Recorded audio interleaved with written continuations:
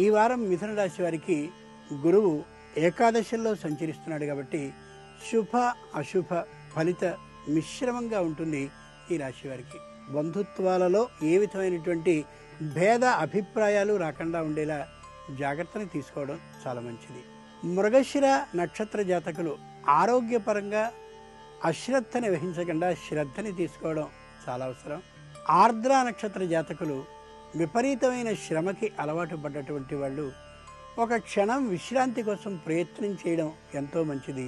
లేని పక్షంలో ఆరోగ్యపరమైనటువంటి చిక్కుని కొద్దిగా ఎదుర్కొనే అవకాశం కనిపిస్తోంది.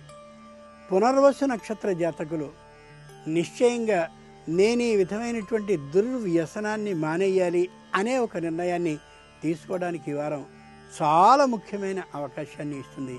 ఆంజనేయ స్వామికి సంబంధించినటువంటి ఆకుపూజని చేయించుకోవడం చాలా మంచిది.